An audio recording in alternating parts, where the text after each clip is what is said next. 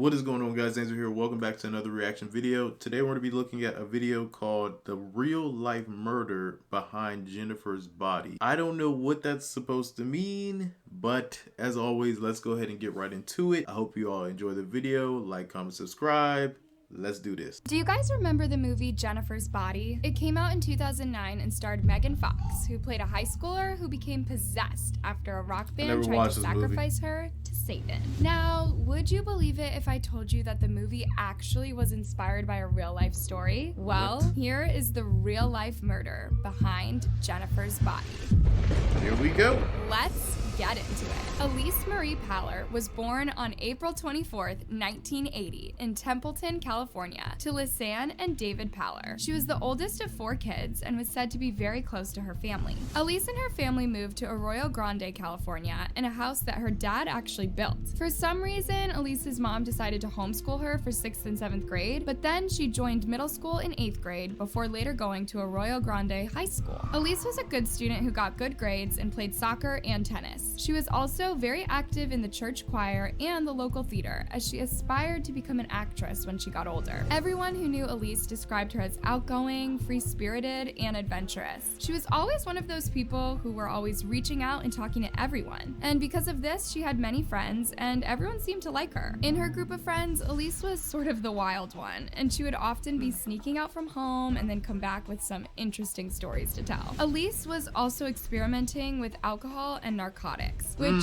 soon started to get out of hand. She was suspended from school for 5 days after she was caught engaging in underage drinking. When her parents learned about this, they decided to put her in a rehab center called Mariposa Recovery Center, hoping that she would get clean and get her life back on track. But sadly, this is where her nightmare began.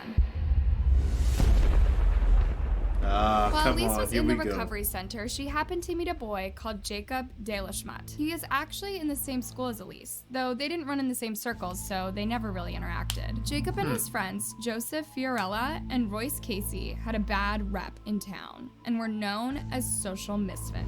They were into some really dark stuff and were always getting in trouble in school. The 3 had also formed a heavy metal band called Hatred, which was heavily inspired by the band Slayer. Slayer is a conversion yet popular death metal band whose music revolves around some really scary stuff like murder, Satan, and human sacrifice. In fact, the meaning behind the name is Satan laughs as you eternally rot. So these 3 teenagers were totally obsessed with Slayer's music and would spend hours listening to it and reading materials about satanic rituals. When Elise met Jacob at the recovery center, they sort of developed a friendship, and it was through that she came to meet the 2 other boys. Although they were not really that close, she would hang out with the boys once in a while just to be nice, though her friends kept warning her about it. And it was at this time that the boys started developing a dangerous obsession with her. Their band Hatred was not doing so well, and they were looking for ways to make it a success. And during one of their discussions, they came up with a really sick and twisted plan. Why not offer a sacrifice to Satan so he could make the band successful? All 3 thought that it was a great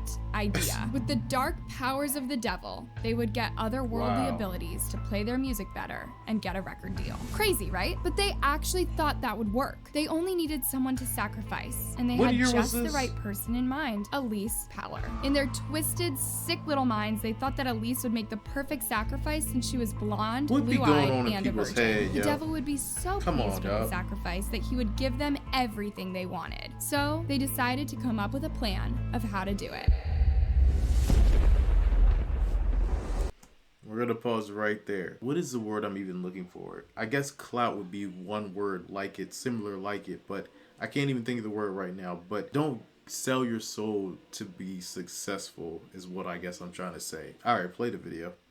By this time, Elise had started to notice the weird and creepy way that the boys were behaving towards her. She would often catch them staring at her, and one time saw them across the street from her house. She started getting really uncomfortable about this and even told her friends about it. Her friends warned her against hanging out with the boys, saying they just seemed creepy and were not good people. But Elise didn't want to be mean, so despite her fears, she continued to talk to the creepy trio and hang out with them. One day, as Elise was walking home from school, she saw Jacob and his friends waving at her to come over. As she got got closer, the boys told her that someone had slipped down a ravine and that they needed help. But when Elise went to check, one of the boys pushed her, and she lost her balance and rolled down the steep ravine. When she was down there, another boy came down and walked up behind her with a knife. Luckily, at that moment, Elise's mom appeared and the boys ran away. That was a pretty scary incident for Elise, who didn't know what to think afterward. Was this just a bad joke, or were they actually trying to hurt her? But why would they do that? She's never done anything bad to them. Nothing about the incident made sense to Elise, so she decided to brush it off as a bad prank. She also asked her parents not to take it seriously, saying the boys were just playing around. Then, on July 22nd, 1995, Elise received a call from Jacob, inviting her to come hang out with them. Although Elise was still uncomfortable about the previous incident, Jacob was able to convince her to go. So that night, instead of going to bed, Elise snuck out to meet the boys. But that was a big mistake. They went to a wooded area behind Elise's house where they started to smoke some pot. When Elise started to get high and relax, Jacob walked up behind her and wrapped his belt around her neck. Then Royce held her hands down so that she wouldn't struggle as Jacob plunged a hunting knife straight into her neck. The three boys each took turns stabbing her a total of 12 times as Elise prayed to God and cried for her mom to help her. When they saw that she did not die from the stab wounds, these monsters then stomped on her neck to finish her off faster. Can you imagine the kind of pain she must have gone through? She died slowly from the loss of blood, and yet things were not over yet. When she was dead, these disgusting monsters then took turns doing some despicable things to her lifeless body. The next morning, when Elise's parents noticed that she was not at home, they went to the police to report her missing. But the police thought that she was just a runaway and did nothing about it. Meanwhile, the boys kept bragging to their friends about what they had done to Elise, though no one took them seriously. As weeks turned into months, her family grew more worried. There's no way Elise would stay so long without contacting her family. They knew something bad had happened to their daughter, and the police were not helping. Elise's mom remembers the incident with Elise and the boys, and she told the police, hoping at least it would push them to act. But still, the cops did nothing. They just reported that someone had seen Elise in some other town with an older guy, but did not even bother to follow up on this claim. So for almost 9 months, Elise's lifeless body lay abandoned in the woods near her house as the boys went on with their lives as normal. That's really sad, guys. But even sadder is that she would have stayed there longer had one of the boys not developed a conscience. Royce had turned into a Christian and was now beginning to feel guilty about what they had done. He had also fallen out with his friends and was very afraid that they might come for him. So before that happened, he decided to go to the cops and confess everything. He told investigators everything that happened and even took them to where they had hidden Elise's remains. Elise's family was horrified by this information. Her devastated mom said that the worst thing was thinking about the torture that her daughter must have endured. Something is wrenched from you, a piece of your heart. That's what it feels like. The pain, it's so great. It's as great as any physical pain, anything you can imagine. On March 14th, 1996, the other boys were arrested and brought in for questioning. They both denied practicing Satanism, but admitted that they'd all played a part in Elise's death. They claimed that Slayer's music inspired them to commit the murder. Joseph, in particular, said, and I quote, "It gets inside your head. It's almost embarrassing that I was so influenced by the music. It started to influence the way I looked at things." The three of them were charged with murder, and despite being under 18 when they committed the crime, they were all tried separately as adults. They all pleaded no contest and received the sentence of 25 to life in prison. And just this year, Royce, who has been serving time at R.J. Donovan Correctional Facility in San Diego, was granted parole suitability and was about to be released. Can you believe that? Elise's parents have even said that they were okay with him getting out. The family feels okay about Royce getting out. He's shown remorse, he's been apologetic, and he's done everything right and really tried to reform himself. Stupidity at its finest. I don't know why we keep letting...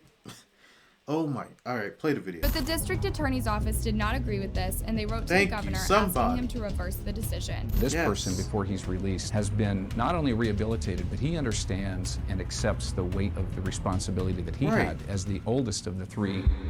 The governor reversed the parole board decision, and Royce will remain locked up until his next parole hearing. As for the other two, Joseph and Jacob, they are still locked up in High Desert State Prison in Susanville and Correctional Training Facility in Soledad, respectively. After all these years in prison, they've all come up with statements explaining their reasons for why they did it. Jacob blamed Joseph's obsession with satanic rituals, saying, "The music was destructive, but that's not why Elise was murdered. She was murdered because Joseph was obsessed with her and obsessed tasked with killing her. Back in the 80s, the satanic panic was in full swing, and metal music was just starting out. Parents didn't understand it and were afraid that it was sending satanic messages to their children. Back then. So when Elise's parents heard that Slayer influenced the boys to kill their daughter, they filed a lawsuit against the band for providing their fans with the information they needed to pull off a satanic murder. However, a judge dismissed the charges, saying that Slayer songs are protected by the First Amendment. Slayer lyrics are repulsive and profane, but they do not direct or instruct listeners to commit the acts that resulted in this vicious torture and murder of Elise Paler.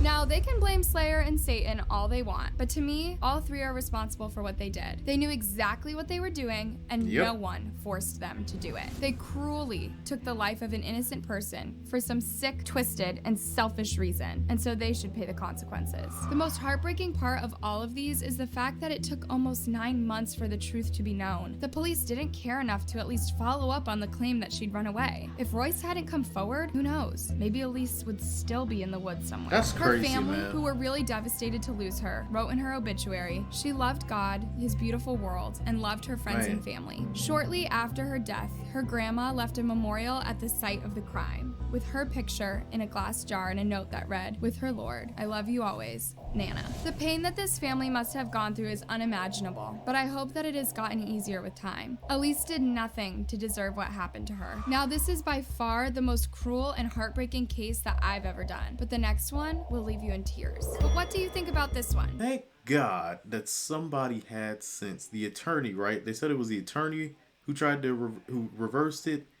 Like, bro, what is up with the parole thing? I get it if obviously somebody didn't commit the crime, but if it doesn't make any sense to me with the whole parole thing. Luckily, justice was served, though someone did have to lose their life, so I don't really know, Let me know what y'all think on this in the comment section below. I hope y'all did enjoy this video, although it was really sad. Let me know what you want me to react to next. I do want to say really quick, thank you all so much for the support. I just want to thank God and my supporters, and for you all just watching the video, because y'all don't even have to watch this stuff. I know the channel's changed a little bit, but I want my 100,000 subs. I've been doing YouTube for a long time, and I really want to see the 100 sub thing happen. I want that silver play button. I want to be able to hold that silver play button one day. Thank you all for watching once again, and until next time, peace out.